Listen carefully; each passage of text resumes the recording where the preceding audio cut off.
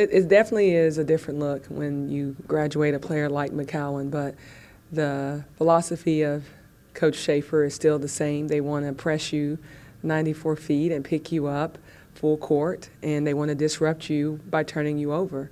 Offensively, they're running a lot of dribble drive. If you help up, if you're not physical on the low block, they're going to run the dump or they'll get offensive putback. So it's going to be equally important for us to keep people in front of us and keep them off the glass. Are they structurally the same? It looks like they got another big girl in there this year. That is it going to be the same type of? It is. You know, Carter is fitting into their system. She gives them the size and the length.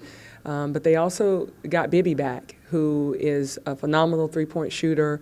She and Espinoza Hunter are really great from the three-point line, but they're led by Jordan. I think she does a really nice job, their point guard, of pushing tempo and really getting in the seams and establishing herself as an offensive threat.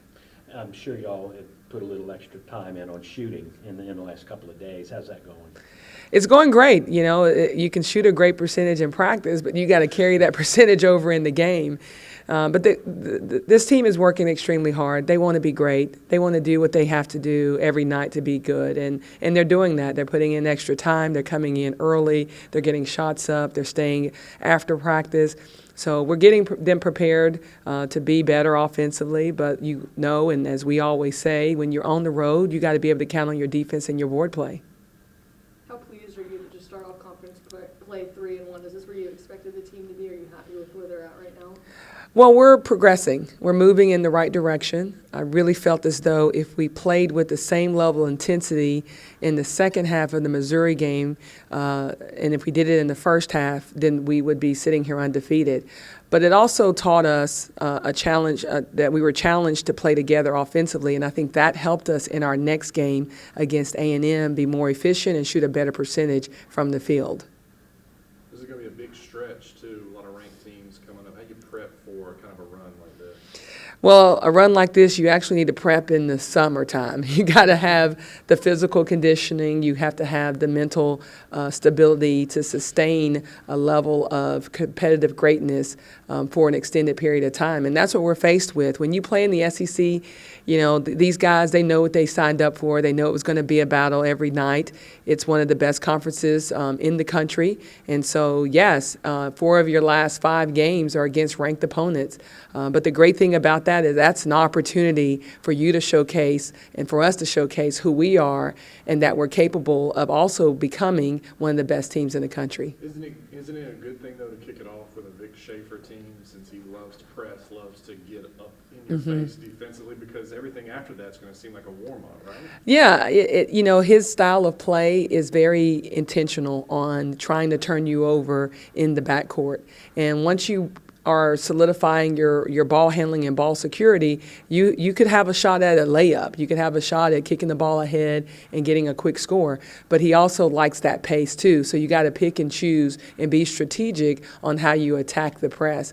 But I like us being tested early. I like that we're playing some of the best teams in the country now, because all that does is, one, it lets you know where you're at and the things that you've got to work on and how can we get better, because ultimately our goal is to finish in the top of our league and get that double bye, if you will, in the SEC tournament, and then go after an SEC championship. But you're not doing that if you're not preparing in January and February. How instrumental are your guards going to be in a game like this against a team, and teams maybe in this stretch that like to press, get out in the open, and maybe facilitate? Well, we're going to have to use everyone. We're going to have to use our bigs as well, but it's important for Pointer and Jalen Richard Harris, and we started Tierra Young. I've got 3 primary ball handlers on the floor who can go to the point, who can run the point at any time. So that's going to be key for us to make sure that they're playing under control. So in practice, you're really playing overly aggressive. You want them to feel comfortable in that setting. But it's going to also be up to Ayanna Mitchell and a Faustina Fua to help break the pressure that they're going to bring. Can you talk about how good Ayana's been just over these last couple of games? Because it seems like, and I know this is her role primarily, but it seems more prominent over the past couple of games. When you need a bucket, it's just give it to her. It is, and Mitchell has answered that call. She's a veteran, she's seasoned, she's hungry, she's disciplined, she's done everything to position herself to be one of, and if not, be called the best offensive player in our game right now. When you have a big that's shooting 70% from the field, who is in a tough conference, we've played a tough non-conference, she's also seeing double teams and triple teams, and she's able to still muscle through and score the basketball at a very high percentage. That's a young lady that has a different level of toughness about her. We rally behind that. We love when Ayanna Mitchell gets those plays in the paint, and she shows this strength about her, and the team kind of feels off of that. But the other thing about Ayanna Mitchell is that she's one of my best defenders. She's a player that can guard 1 through 5, and you can see her also being that player that's selfless, that will rotate over and take a charge. And so that's the type of player that these young ladies are getting to play with. Nikki, how has Cherie Cordoba worked out for you as an assistant? Are you pleased with what you've gotten from her so far? Cherie just comes in with a lot of great energy, a positive attitude, and she's someone that's a different voice for our team. Her experience playing at UNLV, obviously coaching here, and then her experience this summer with the Australian national team, she's bringing a wealth of knowledge to our team. The work ethic that she has to be very particular on the things that she wants to cover in scouting, being very particular in the things we want to do on the court. She's showing and showcasing that she's been a great addition to our staff, and she's just someone that I enjoy going into the office with. Our entire team does, being around and having that type of positive energy has been very good for our team. Has she impacted a specific part of the game on the floor, shooters or defenders or anything? Well, from a skill development standpoint, she's working with our guards, and so she's able to talk to them through the game about some of the things that she sees and some of the things that they can be working on. And then also, she's a great person to talk to about things that are off the court.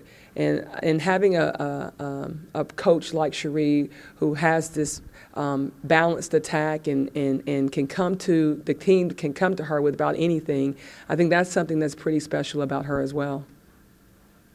Coach, would you say that Caleb Pointer on the defensive end is what Ayanna is on the offensive end, and you need to stop for a lockdown moment? You guys go to her? Well, there's times when Pointer she just has a feel for the game. And when we're in our press, she's one of our best interceptors. She's really good at stripping the basketball. She protects the basket for us as our safety.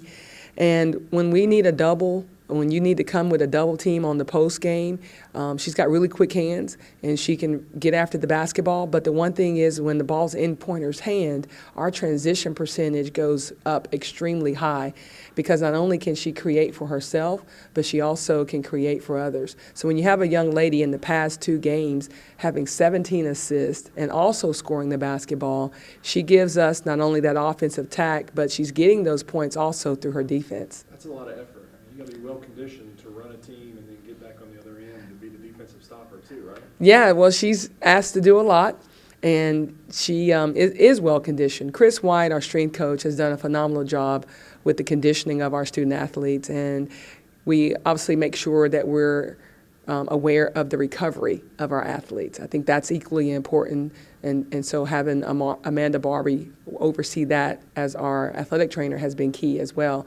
But Pointer is a very conditioned young lady who has another gear, if you will, because you can see her explode out in transition, or she can change her direction and her speed in a half-court setting. So I really like the agility work that we've done with her over the summer to get her to be that type of offensive threat.